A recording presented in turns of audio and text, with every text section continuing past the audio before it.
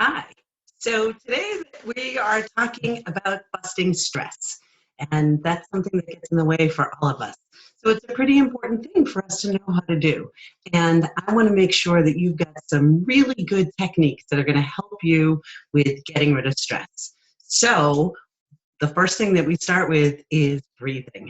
I know you do it all the time. You would think that you totally already knew how to breathe, and you do. I mean, it's what keeps you alive, so there's no question that you know how to breathe. But when I work with people and they tell me that they're breathing or that breathing doesn't work, what I've usually found is that they're not doing breathing in a way that's actually helpful for them. That it's not really getting to the places of them that they need. Hi, Peppermint. There's my cat joining us. So she loves breathing too. So what I want you to do is this. Get comfortable, particularly if you want your cat in the video. So get comfortable and sit up nice and straight. And then I want you to take in a big breath, breathing in through your nose and out through your mouth, like this.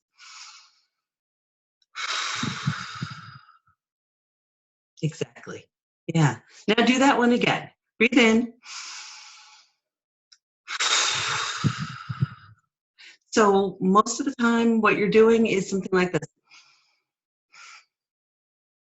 And that's a good thing to do when you're sort of annoyed, because that's really what kind of breath that is.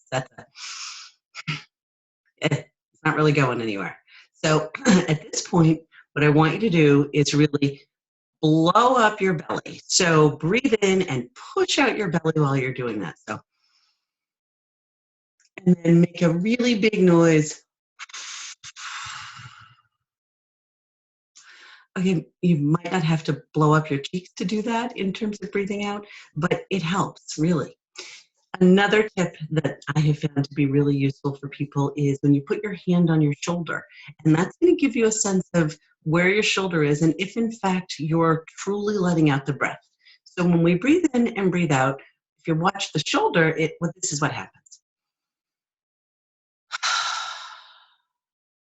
And you can see that the shoulder drops. So that's something that you can try.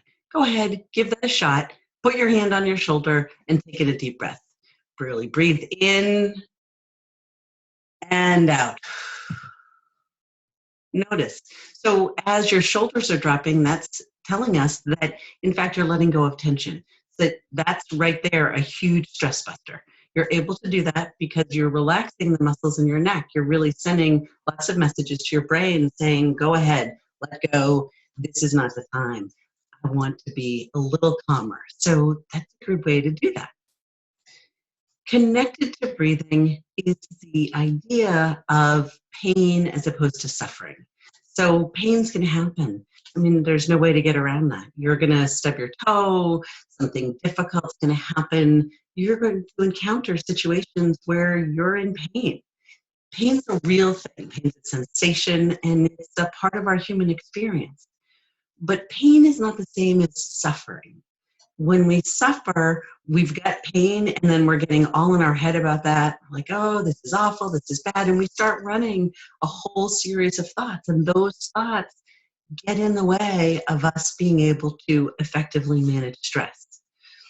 One of the techniques that I found really helpful in terms of understanding the difference between pain and suffering actually comes from a yoga pose. So I'm going to recommend that what you do is try with me what's called seated pigeon pose.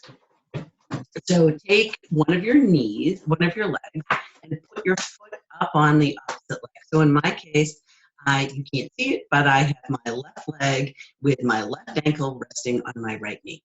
So I'm going to take in a deep breath, and with a nice flat back, I'm going to lean forward. Oh, see, I'm closer to you.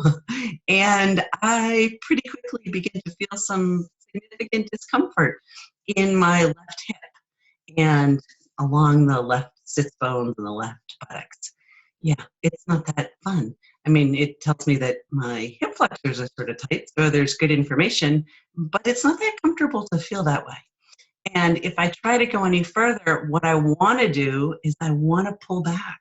I want to lessen that pain. That's a natural human response. But what we can do instead is move this from suffering, oh, this is too bad and I can't handle it, into simply accepting an experience of discomfort. So you take in another breath, and as you let it out,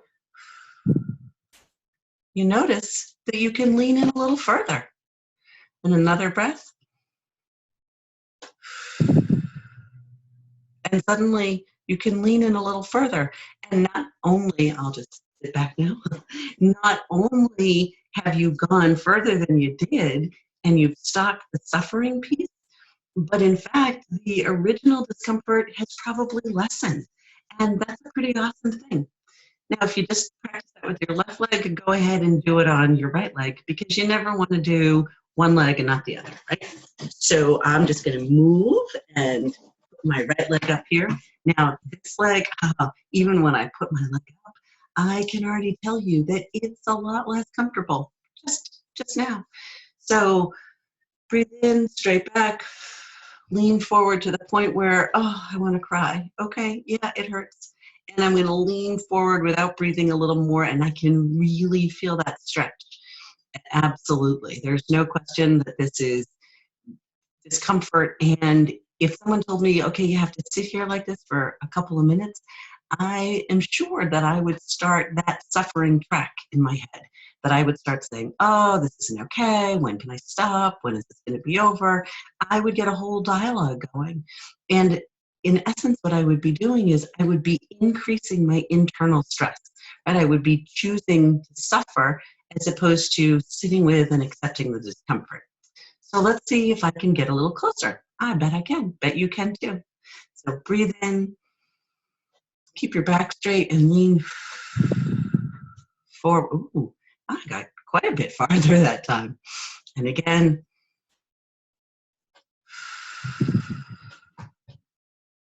Wow. So I am now a lot further into this stretch than I was to start with. And I bet if you've done this and you've let yourself really breathe out, in fact, because you've given those messages to your brain that this is okay, that you're not suffering, that there's discomfort, but you're just going to accept it and be in that and keep breathing. And all of a sudden, there you are. That pain isn't there in the same way. In fact, you got a much better stress. So using this idea of how do we understand pain as opposed to suffering, anything that we can do to include our senses and make it a sensory experience is going to help us really sink that concept into our brain a little bit more. So this is a great way to practice. It's also good as a stretch. It's really good if you're someone like me. I end up sitting a lot during the day, and I try to get up and move around as much as I can, but this is a great thing to do at any point during the day so that I'm not just tightening up all of those muscles. As those muscles relax, and as I'm not stuck in a sense of suffering, then all of me begins to relax. And when all of me is more relaxed, then in fact, my brain isn't sending off messages to send out more cortisol and send out more adrenaline throughout my body, because that's what happens when we're stressed, right? Those hormones begin flooding our body. And the more that those hormones go through our body, the more we end up seeing the negative effects of stress later on. So that's when you begin getting stomach aches, you might feel nauseous, you might get headaches, all of those things. There's also some links between increased cortisol and increased belly fat. So for about 1,000,003 reasons, it's a good idea to decrease the production of cortisol. And so that means you've got to be using these stress buster tips throughout the day and use them every day. The more you use them, you get to make them into a habit. And then the next thing you know, you're regularly doing that. So let's take 2 more deep breaths just because we know we can. And yeah, there's my cat again. Okay, breathe in and really let it out. Yeah, one more.